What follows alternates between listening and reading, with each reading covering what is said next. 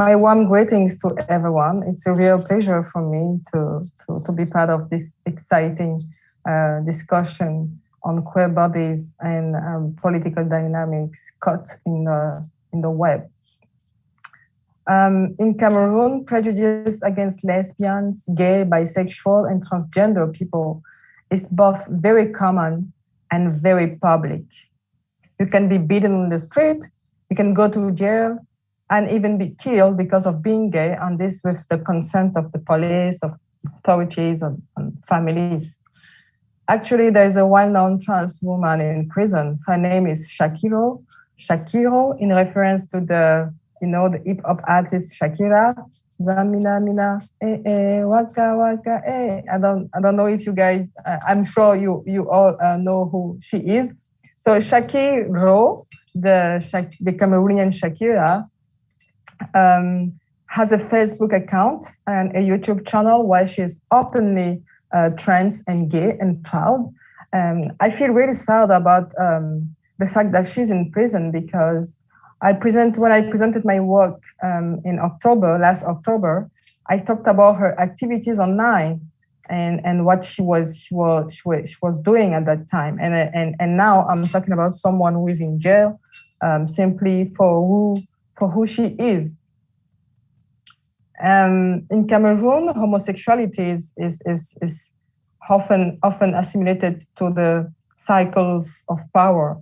In the popular imagery, it's another form of oppression by corrupted political leaders who are failing to provide basic services to their population. So LGBT people are therefore trapped into between the mass that hates homosexuals because it's associated with the power, and they are trapped also between those masses and political leaders who use them as scapegoat for their failures.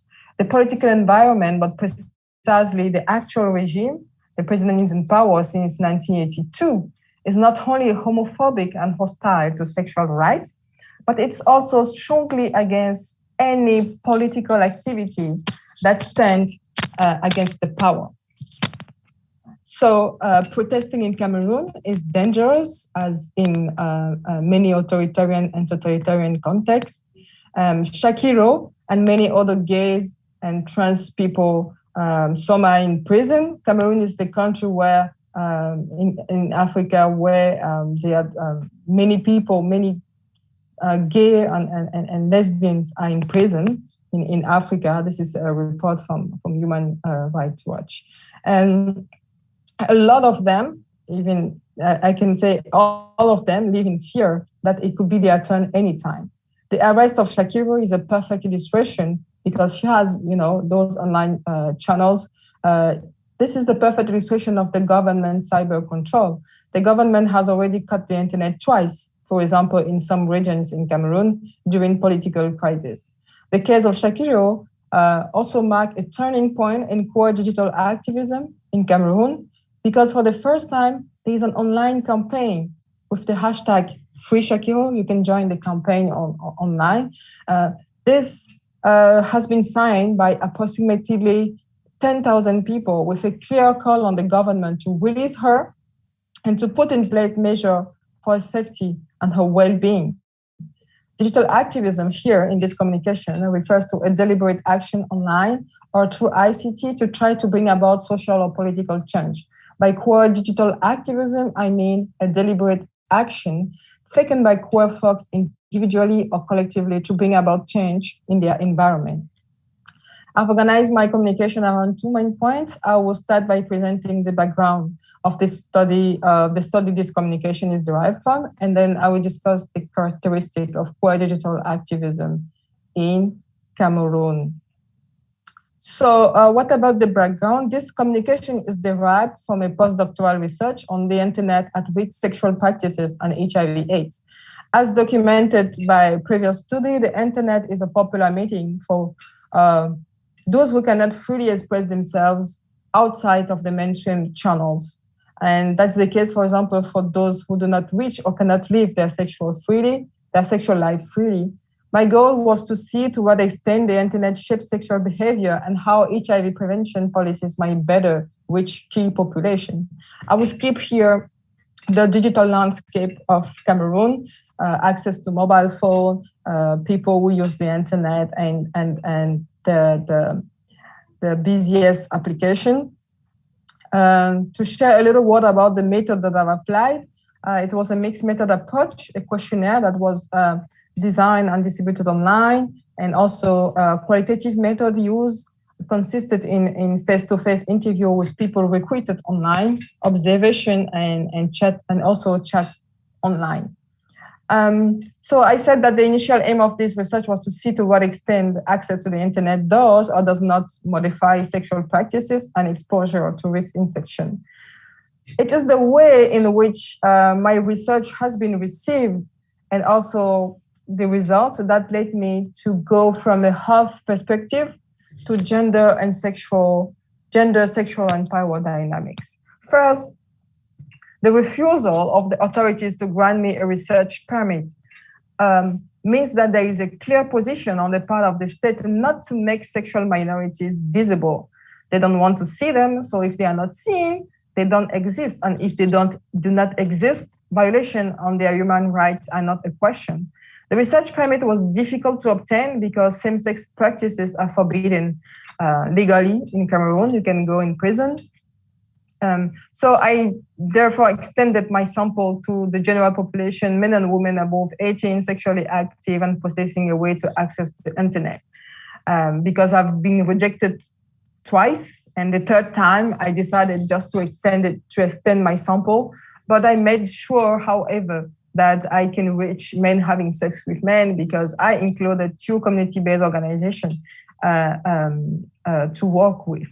The other reason why I focus my research on the dynamics of power, gender, and sexuality is related to the result of the study. I've collected my data in the 2 major cities in the country, Yaoundé and Douala, during 6 months from 2017 to 2018. My sample consisted of 58% of male, 37% of female, and 3% of trans or non-binary. The first interesting result, but not surprising, is that sexual life on internet is a well-known issue for 80% of my sample. Besides being a well-known issue, the internet appears also as the main gay venue. And a young man, for example, during an interview told me, I cannot imagine my life without the internet. I've discovered a new world, and even if it's not the perfect world, it is the only place where I can be who I am. And so the internet represents a priority venue individually for same-sex sexualities. It's also a powerful tool to mobilize and to resist oppression. So the second time of my presentation is queer digital activism per se in Cameroon. What I've discovered. Queer organizations have emerged and are gradually visible despite a highly homophobic environment. As an advocacy officer, the Global Fund told me in 2018, she told me that when they organized the first regional meeting for LGBT people in 2008, when they gave funding to that meeting, it was difficult to find volunteers from Cameroon. But in 2018, it was difficult to select among the around 50 applications coming from Cameroon. It means that during the last 10 years, the number of organizations and individual activists have tripled. So indeed, there is an increasing numbers of Facebook groups, blogs, Twitter accounts, and YouTube channels dedicated to queer people. I've identified 21 community groups, for example, on Facebook, and that's almost the same with Twitter. I've identified 3 to 4 YouTube channels. There is also even a national network of LGBT organizations. But the analysis of their online activities reveals several characteristics. First, the politicization versus intimacy. Most organizations do not engage in direct action online. And we know why, because of fear of reprisal. Hate speech against homosexuals are very common online. And so in their online platforms, most of these organizations, these collectives, these community groups, they do not openly say that they are for gays and sexual minorities. They kind of hide their target by using generic terms like sexual and reproductive health for all, human rights violation, gender issues. So even if they are very active online, even if they communicate regularly on their activities on social media platforms, they never really engage in direct action against the state, against the system, or on other human rights violations. So for me, their action appear as depoliticized. Leden told earlier about apolitical. I would rather say it's depoliticized because the content is political, but they try to put it in a way that do not, they try to remove any forms of contentious in their work and in their claims, even if being there is already a political statement. So they regularly call to right to privacy, right to intimacy when they deal with homosexual or same-sexual practices. When they are called online, they will say, "Oh, it's a private issue. What people do in their bed, it's none of your business." So the intimacy, but we all know that the intimate is political. So depolitization disqualifies criticism of the role of the state, of the laws and institutions. And when criticism appears, it's often from international partners or international NGOs. Politicization requires a certain relationship to political institutions. It requires political entrepreneurs, a political discourse, and a call to action. But queer mobilization are not only young in this context, in my context, but also they do not have enough allies among other human rights organizations. But we have to say that they all operate within an oppressive environment. Queer collective organizations, as well as other civic groups, react to problems of everyday life. But without a political content, it's difficult to measure the impact of their activism. The second characteristic of the digital activities is instrumentalization versus strategic positioning. Most LGBT organizations are recognized as key actors in the fight against HIV/AIDS. I've documented this recognition with the concept of biological citizenship, meaning the recognition of the rights of bodies that must be protected regardless of their relationship to the law. I recall that in Cameroon, homosexuality is punishable by prison, but the last two HIV/AIDS national strategic plans devote much of their activities to the key population, including trans persons, including men having sex with men. So biological citizenship is contingent and limited to an epidemiological, if not pathological framework. Circumscribing the claim to rights solely on the basis of epidemiological risks may even be counterproductive in the long run because it locks sexual minorities and identities into a pathologized representation of their citizenship. LGBT organizations, however, use the HIV platforms to strategically advance their claims. So they may not be publicly called the state for its abuse, but they use this platform to be visible, as well as they use digital media to be visible.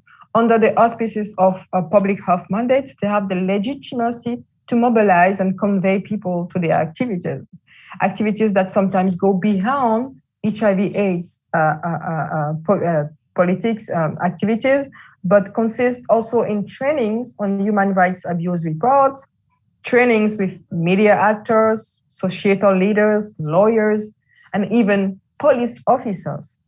So they document their participation to every single event organized by the government or international NGO as a way to show their legitimacy. There is no evidence that online activities have stimulated or increased political claims in favor of LGBT in Cameroon.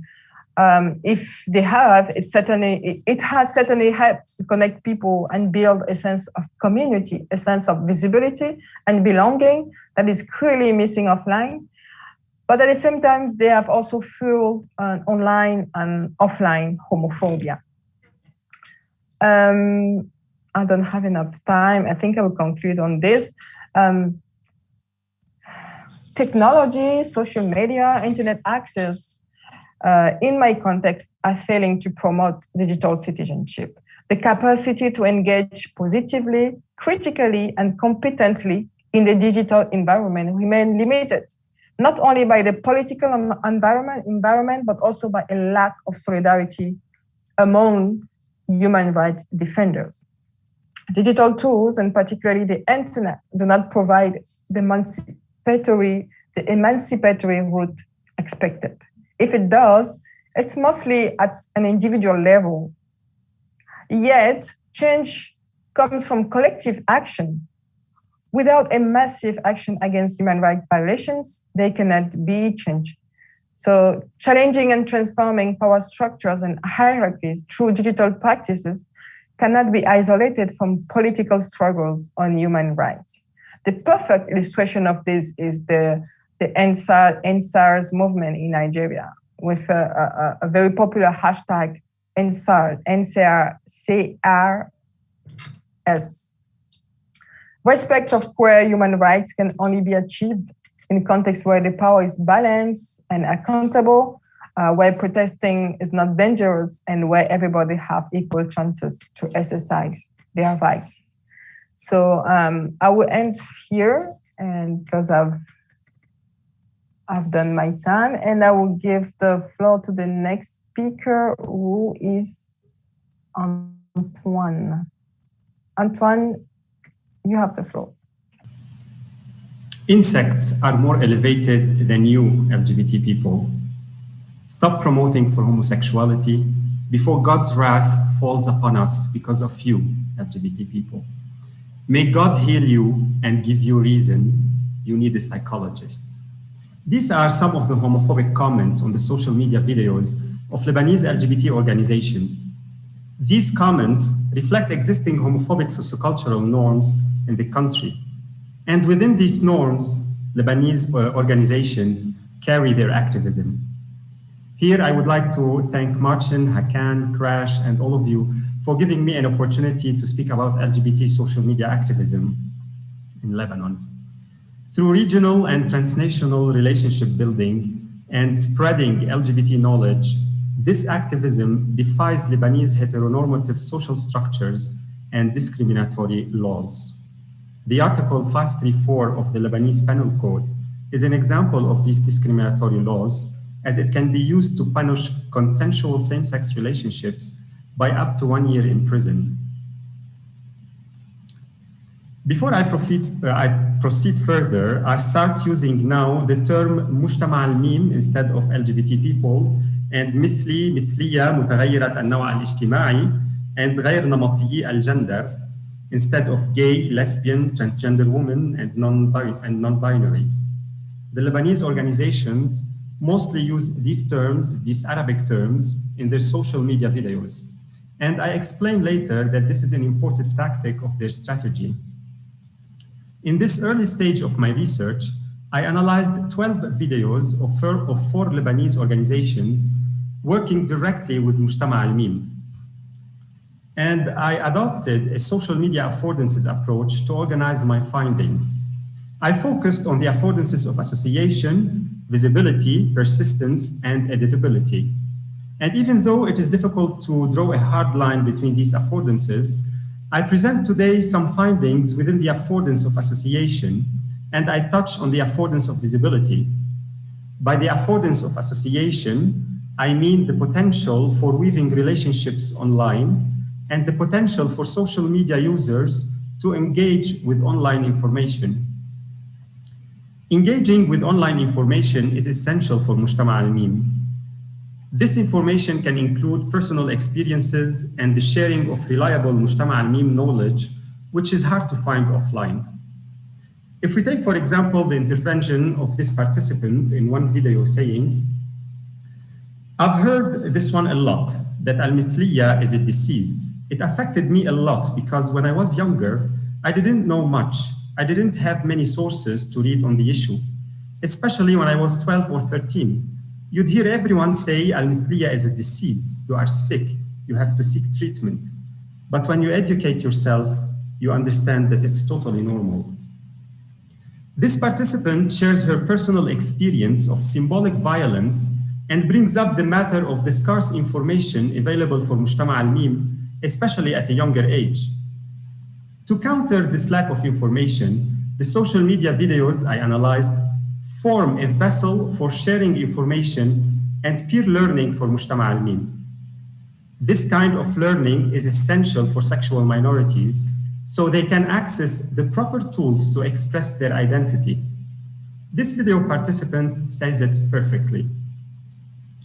I used to pray to wake up and feel beautiful.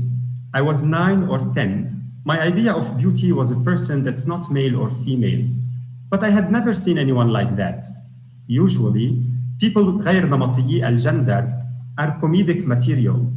When I found the term non-binary, I felt like my life was a series of puzzle pieces that finally fell into place and the picture became clear. This individual also expressed the symbolic violence they experienced.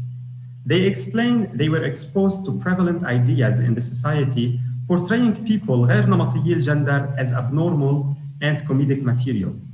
They also make available to Mujtama al-Mim Arabic terms to refer to themselves or others without the need to resort to widespread homophobic terms or to see themselves as objects for moral debate in traditional media talk shows.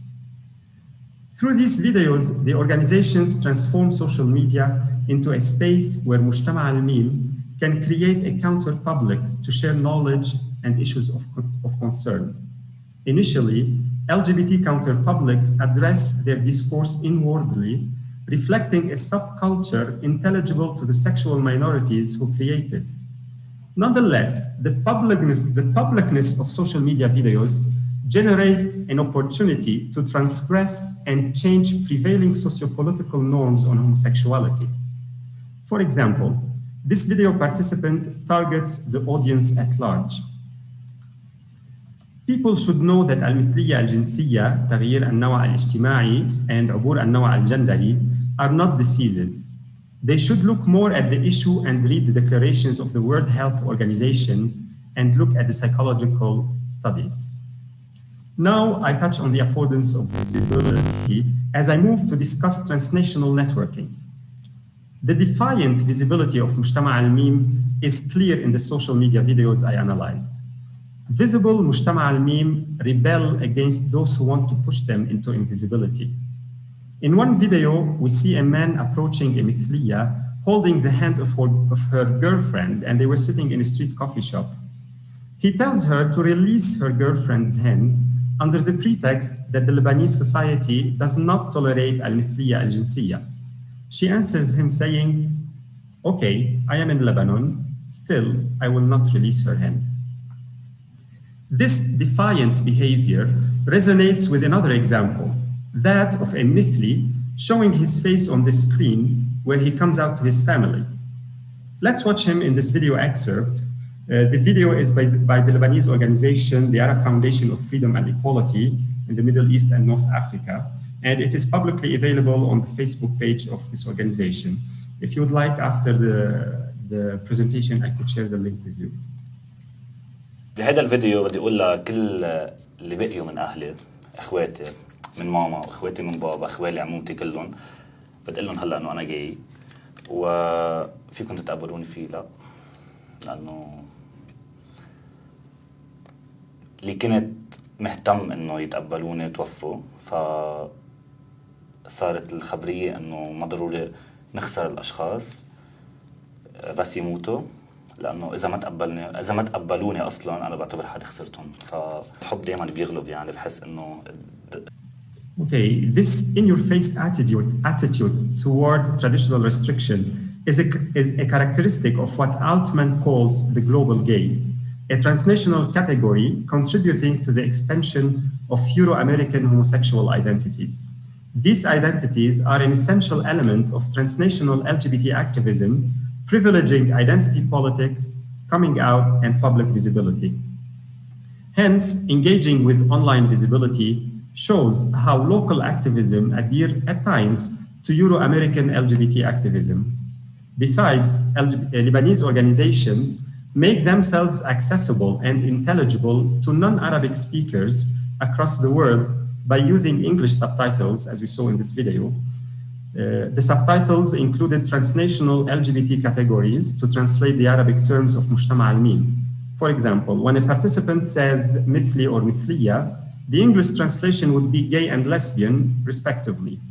Some participants in the videos also alternate between the use of Arabic and English terms. For example, in one video, an activist says, this year, some electoral candidates are calling to abolish this law, Article 534, and to ensure bodily rights for the LGBT community. They used the LGBT community in English. Another telling example of the use of English, I find, is when a participant declared in English, my pronouns are they and them. They and them in Arabic are pronounced and spelled in the same way. In addition to this, these pronouns are not gender neutral. They and them in standard Arabic are either masculine or feminine. To take this idea further, when the need emerges to address the same individual in the second person, you in Arabic is also gendered in both singular and plural. Hence, they and them are not effortlessly applied in an Arabic LGBT context. In sum, I read this declaration as an important share of knowledge and a significant reminder to be mindful of the spectrum of identities people can identify with. And this reminder is made within a transnational discourse on gender identities that is influenced by Anglicism. That said, adherence to transnational activism is not an uncontested strategy. The Lebanese activism is mindful of local and pan-Arab peculiarities to which it adapts its online activism. The following is an excerpt of the same video I played earlier, showing how the organizations consider some of these peculiarities. انجل نحب نسألك سؤال. اسألها سؤال شخصي تسألي. لا نحب تحكي علاش ما تحبش توري وجهك، علاش مغطية وجهك. اوكي سؤال في محله يعني ايش؟ عليك من غير ميك اب؟ ايه لا والله خالص يا ريت يعني حتى لو من غير ميك اب حلو يعني. خليني اقول لك ان احنا في مصر الوضع مش في احسن حال يعني، ومش احسن حاجة تحصل ان انا اطلع بوشي. مش مصر البلد اللي انا ممكن اعلن فيها عن هويتي وعن ميولي بكل As we saw in this video, متغيرة النوع الاجتماعي from Egypt chose not to show her face on the screen. Seeking personal invisibility online is a recurrent behavior among several participants in the videos. That is because their invisibility provides them with a protection layer to escape discrimination in the offline world. Especially that online, one cannot fully control the audience. Therefore, Mujtama al-Mim social media users risk an accidental coming out to unintended audience, jeopardizing relationships with friends, family, and co-workers, and making them vulnerable to the authorities' surveillance. I find the negotiation of visibility and invisibility really telling. The organizations ensure visibility for Mujtama al-Mim as a collective, but also provide the space for individual invisibility and anonymity. Therefore, they show inclusivity by allowing individuals among Mujtama al-Mim to take part in the activism without necessarily adopting visibility that is favored by transnational activism. Thus, online personal invisibility of Lebanese and Arab Mujtama al-Mim forms a potential for ways of being and the type of activism that are more tuned to the peculiarities of the Lebanese and Arab societies. These common peculiarities and adversities encourage the creation of pan-Arab activism to fight homophobia. This was clear in the videos through including participants from different Arab nationalities coming together to address their common problems. The video excerpt we just saw featured activists from Tunisia and Egypt in a video by a Lebanese organization. In this particular video, Mujtama al-Mim of various Arab nationalities challenged the common perception that al-Mithliya al-Jinsiyya is a disease or a psychological disorder, and the accusation that non-heterosexual identities are a Western import. On this specific accusation that the non-Western LGBT identities are Western import, Lebanese and Arab activists worked together to dissociate Mujtama al-Mim identities from Western activism.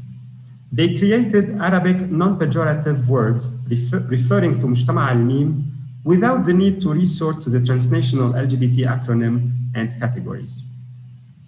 This lexicon, which is strongly present in the videos, is, as Moussaoui argues, a step towards rooting the activism of Mujtama al-Mim in its geopolitical and sociocultural contexts.